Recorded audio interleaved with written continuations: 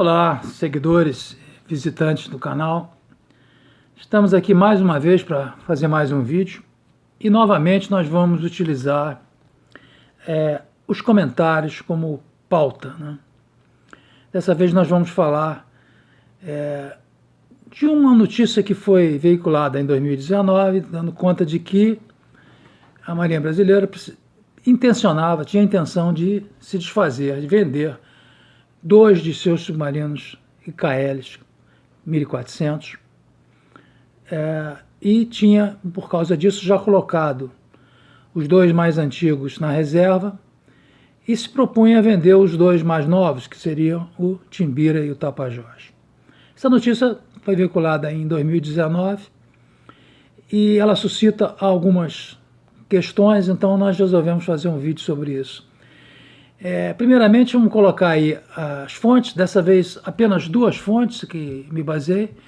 O Poder Naval, que a gente usa muito sempre por aqui, e que foi o veículo que mais divulgou essas notícias sobre a intenção da Marinha de vender os seus submarinos IKL. Com o advento da nova frota que está sendo construída e sendo entregue à Marinha.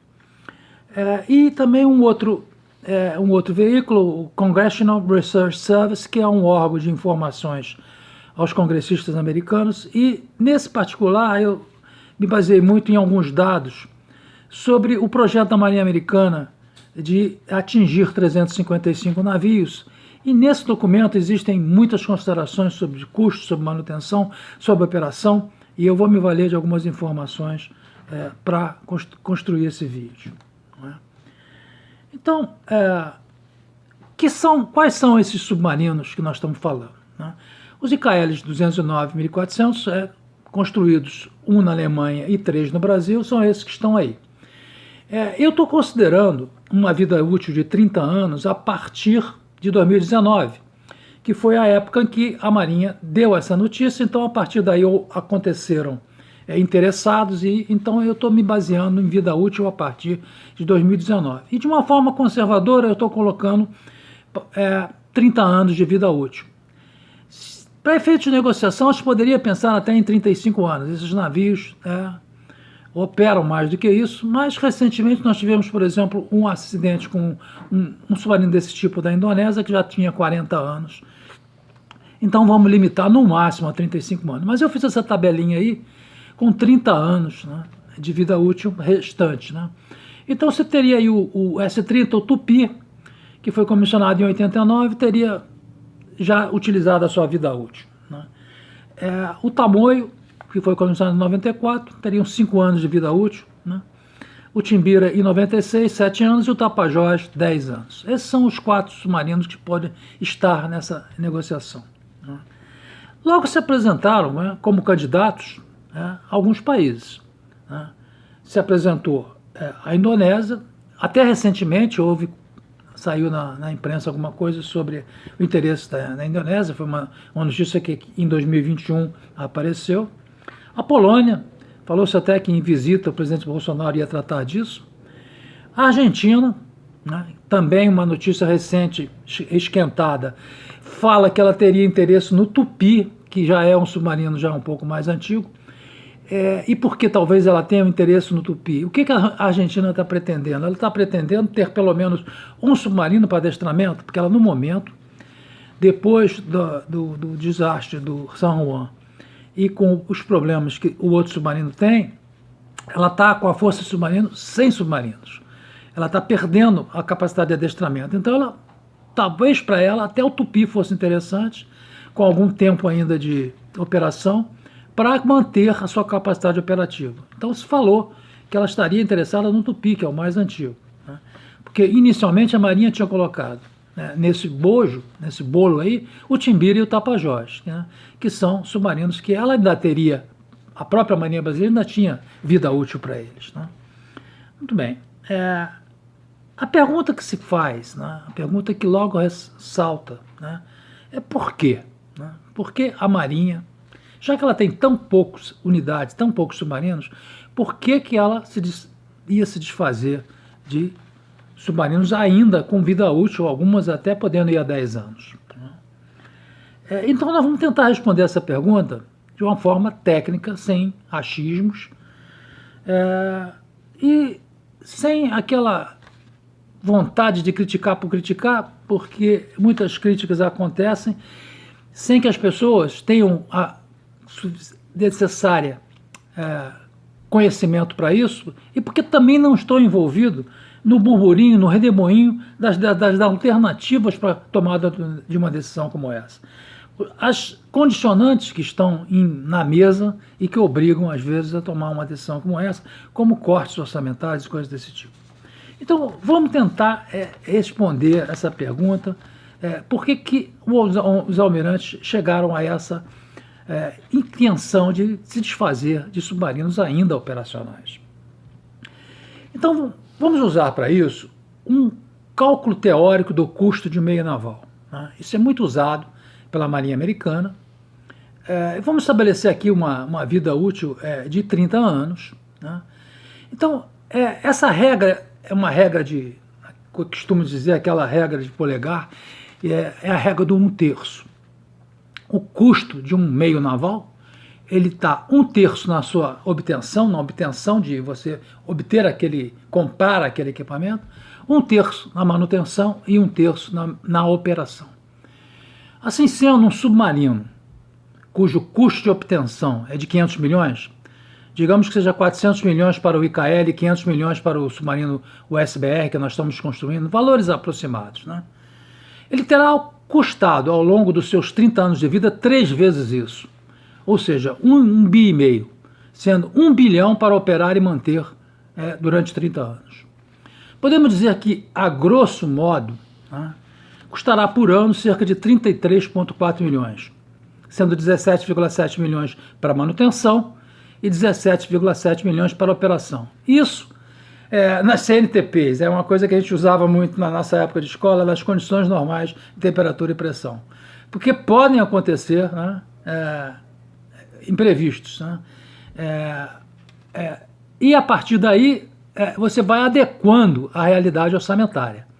Esses imprevistos, essa imprevisibilidade orçamentária é um dos maiores riscos.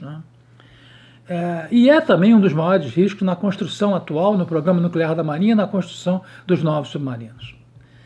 Então vamos considerar as limitações do nosso caso. Vamos fazer aqui um exercício. Em uma marinha que não tivesse tantas limitações, o custo anual de 5 submarinos, esses 5 submarinos desse tipo, operação e manutenção, seria da ordem de 167 milhões de dólares. Ou seja, cerca de 880 milhões de reais. Algo que é totalmente fora da nossa realidade brasileira. Para se adequar, as marinhas, como a nossa, adotam limitações. E que limitações são essas? Reduz-se as operações. As operações que o submarino vai realizar, elas são reduzidas. Esse valor pode ser reduzido a quase nada. Mas abaixo de 1 milhão por ano, 1 milhão de dólares por ano, fica absolutamente irreal. Não pode ter o submarino parado. Então, reduzindo-se a manutenção, a gente pode, por exemplo, arbitrar 3 milhões de dólares por ano. Isso vai limitar a disponibilidade do submarino, é claro. Mas com as operações extremamente reduzidas, vai doer menos. E também vai abreviar muito a vida do submarino, porque a vida do submarino também ela é determinada pela sua manutenção, pela sua operação e manutenção. Então, talvez de 30 anos a gente passa para 20 anos, como a gente vê isso acontecer. Muito bem. A nossa realidade, aquilo que a gente mostrou seria uma marinha com recursos. A nossa realidade. Com essas arbitragens, chegamos a um número hipotético que vale apenas para o IKL, 4 milhões por ano por submarino. Como o submarino, o BR que nós estamos construindo, classe Riachuelo, será privilegiado nos primeiros anos, talvez a gente custe um pouco mais. Vamos arbitrar 15 milhões de dólares por ano. Assim, com todas as limitações teóricas dessas considerações, a gente vai ter o seguinte. Para 2 IKLs parados, nós estamos com 2 IKLs parados já na reserva.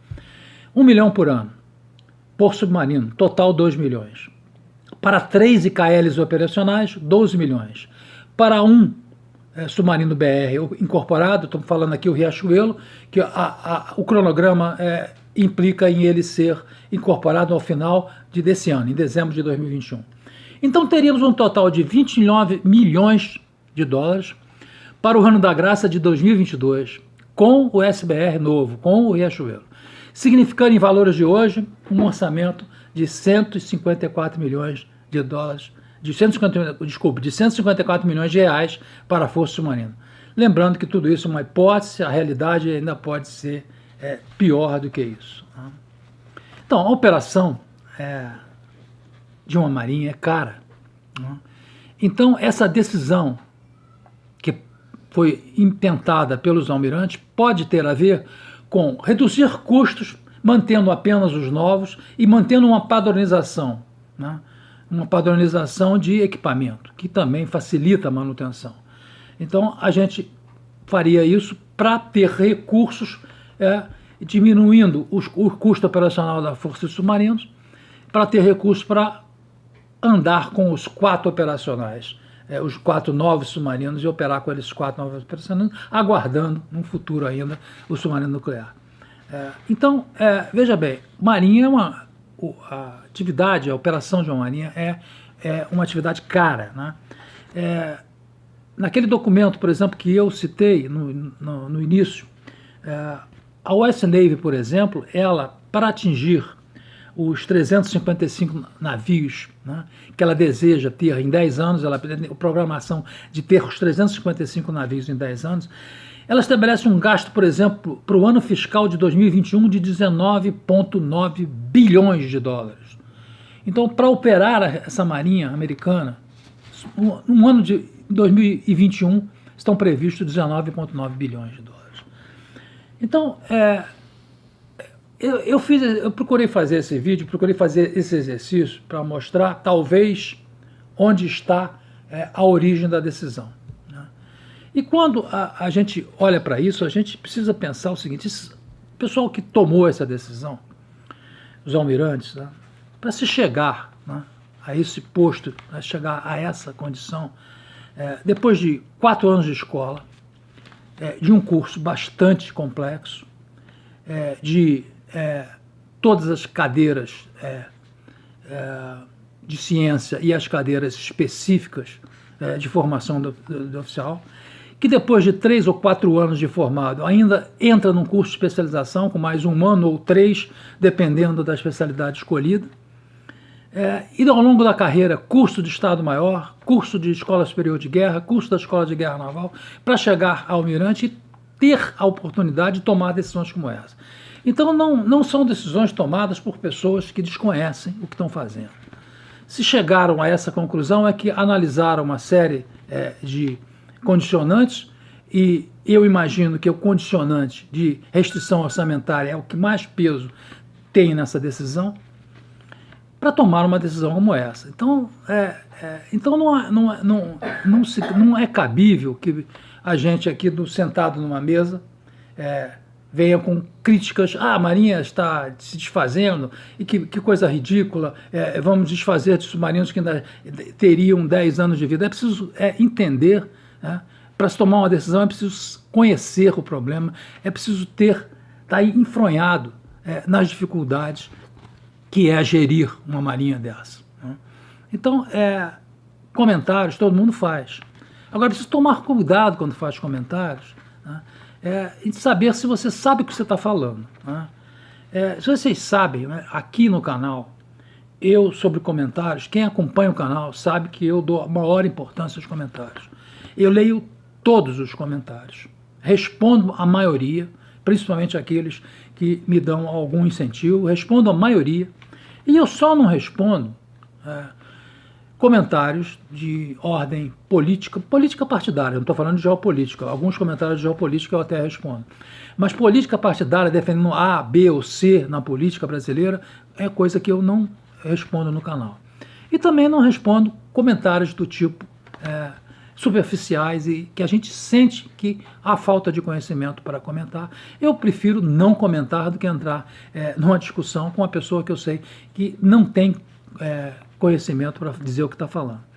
Então, essa decisão é uma decisão difícil, que na verdade não existe nada de concreto. Como eu disse, eu fiz aquela tabelinha, inclusive para 2019, nós já estamos em 2021, aqueles submarinos já perderam 2 anos de vida útil, né? Não há nada de concreto, não se fechou nenhum contrato, mas intencionou-se fazer isso e há justificativas para isso, né? Então não é só a gente chegar e criticar e colocar considerações sem base nenhuma na realidade, né? Então é isso. E quem viu o excelente programa recente, foi no dia 20, do Almirante Olsen, diretor de Desenvolvimento Nuclear e Tecnológico da Marinha. Houve um programa no canal, eu acho que é Personalidade em Foco, em que ele discorreu sobre o programa nuclear brasileiro, sobre o ProSub, e ele disse lá muito claramente, na matriz de risco, um dos mais importantes aspectos é a instabilidade orçamentária. Então a estabilidade orçamentária é terrível para programas como esse e para a operação e manutenção de uma marinha, né? Então eu espero que eu tenha conseguido justificar de alguma forma a possibilidade de que essa decisão venha a ser tomada e ela está baseada seguramente em custos operacionais da frota, para vocês possam entender essa decisão, que se ela vier a ser tomada, né? Então, aqueles que gostaram da explicação, gostaram do tema, cliquem aí para manter o nosso canal sempre ativo e a gente sempre discutindo, e eu vou continuar utilizando as informações e os comentários de vocês para gerar novas pautas. Muito obrigado e até a próxima.